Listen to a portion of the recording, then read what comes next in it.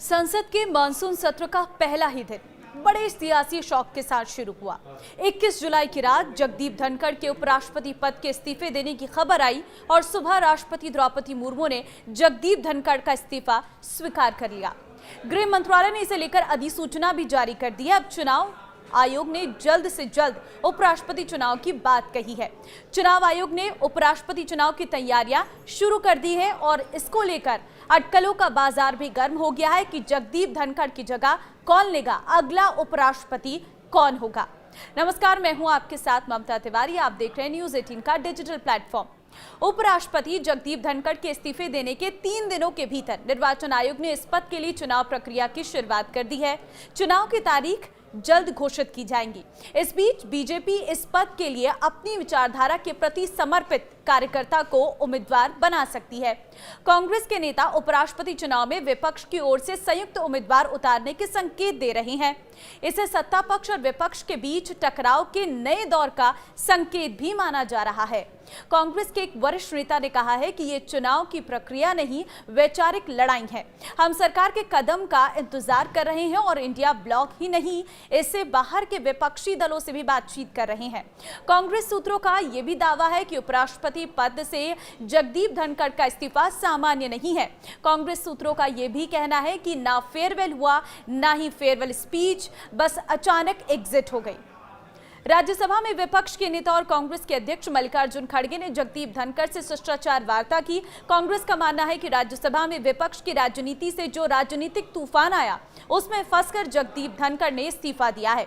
जगदीप धनखड़ ने भारत के उपराष्ट्रपति पद से इस्तीफा दे दिया और उनके इस कदम से राजनीतिक हलकों में सभी लोग स्तब्ध हैं। विपक्ष पहले से ही अपने सवालों से सरकार पर हमला बोल रहा है। क्या इसके पीछे कोई और वजह है? कई राजनीतिक एक्सपर्ट इस पर नजर बनाए हुए हैं। क्या इस साल के अंत में होने वाले विधानसभा चुनाव से कोई लेना देना है? अब सवाल ये उठता है कि भारत का अगला उपराष्ट्रपति कौन होगा। इस रेस में कौन कौन से बड़े नेता शामिल हैं, तो चलिए हम कुछ बड़े चेहरों की चर्चा करते हैं। सोशल मीडिया और राजनीतिक गलियारों में कई नामों को लेकर अटकलें तेज हैं, जो भारत के अगले उपराष्ट्रपति बन सकते हैं। इस रेस में बिहार के मुख्यमंत्री नीतीश कुमार सबसे आगे चल रहे हैं। साथ ही कांग्रेस नेता और सांसद शशि थरूर की भी नाम की चर्चा खूब जोरों पर है।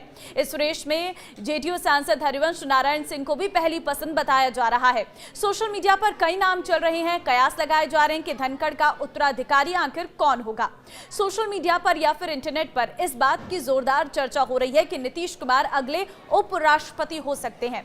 नीतीश कुमार का नाम आना लाजमी भी लग रहा है। इस साल बिहार विधानसभा चुनाव है। नीतीश कुमार अभी तक चुनाव में पूरी तरह से एक्टिव नहीं हुए हैं। वहीं बिहार में भारतीय जनता पार्टी मुख्यमंत्री के रूप में अपना चेहरा रखना चाहती है। मौजूदा मुख्यमंत्री को राज्य में चुनाव से पहले उपराष्ट्रपति बनाया जा सकता है। नीतीश के राज्य की राजनीति में रहते भाजपा को मुख्यमंत्री फेस मिलना मुश्किल है। ये कारण नीतीश और को उपराष्ट्रपति बनाने की दावेदारी को मजबूत करती है। मीडिया रिपोर्ट्स में जेडीयू सांसद हरिवंश नारायण सिंह को उपराष्ट्रपति पद के लिए अगली स्पष्ट पसंद बताया जा रहा है। बताया भी जा रहा है कि इस लिस्ट में सिंह का नाम सबसे आगे है, क्योंकि वे वर्तमान में राज्यसभा के उपसभापति हैं। संविधान के नियमों के अनुसार सिंह आज से धनखड़ की अनुपस्थिति में नए उपराष्ट्रपति के निर्वाचित होने तक राज्यसभा के सभापति यानी कि उपाध्यक्ष का कार्यभार संभालेंगे। सोशल मीडिया पर लोगों का कहना है कि सिंह के नीतीश कुमार और प्रधानमंत्री नरेंद्र मोदी दोनों के साथ संबंध बहुत शानदार है और इसलिए कई लोगों का ये मानना है कि एनडीए उन्हें उपराष्ट्रपति पद का उम्मीदवार बना सकता है। हाल के दिनों की घटनाओं को देखे जाएं तो शशि थरूर के बयान और एक्स पर पोस्ट या फिर 2024 लोकसभा के चुनाव में जीत के बाद शशि थरूर ने कहा था कि वो अगले चुनाव में सांसदी का चुनाव नहीं लड़ेंगे। इससे पहले मोदी सरकार ने ऑपरेशन सिंदूर के लिए सर्वदलीय प्रतिनिधि मंडल के अमेरिका दौरे के लिए उनको चुना था। कांग्रेस के साथ थरूर के मतभेद और मोदी सरकार के साथ उनकी नजदीकियां, खासकर ऑपरेशन सिंदूर पर सरकार के आउटरीच कार्यक्रम का हिस्सा बनने के बाद पिछले कुछ दिनों में सुर्खियां बटोर रहे हैं।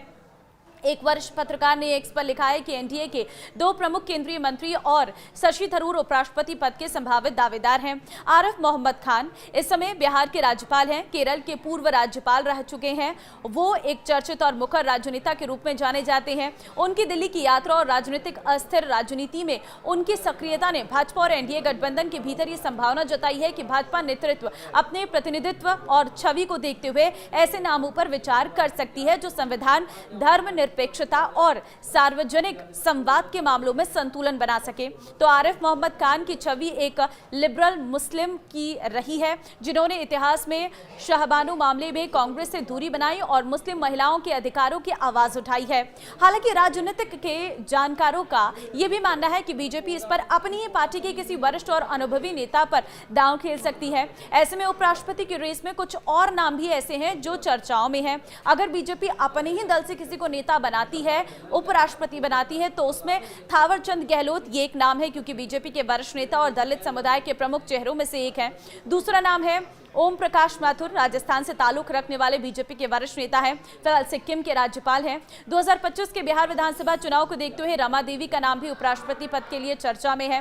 बीजेपी और एनडीए बिहार में पिछड़े और दलित वोटरों को आकर्षित करने की रणनीति पर काम कर रही है।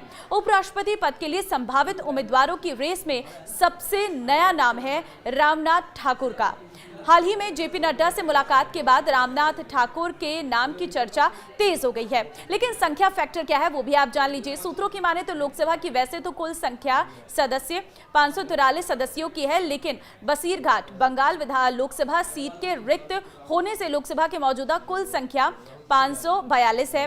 वहीं राज्यसभा की कुल सदस्य संख्या 245 है, जबकि 5 सीटों के रिक्त होने से अभी उनकी कुल सदस्य संख्या 240 है। ऐसे में लोकसभा में राजग के पास कुल 293 और राज्यसभा में 129 सदस्य हैं। उपराष्ट्रपति पद के लिए पात्रता क्या रहती है?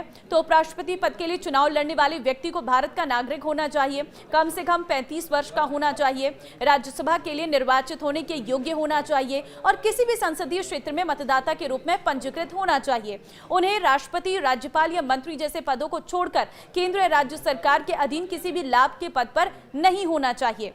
उपराष्ट्रपति का चुनाव कैसे होता है ये भी आप जान लीजिए। तो देखिए, उपराष्ट्रपति का चुनाव संसद के दोनों सदनों लोकसभा और राज्यसभा के सदस्यों और मनोनीत सदस्यों के मिलकर बने एक निर्वाचक मंडल द्वारा किया जाता है।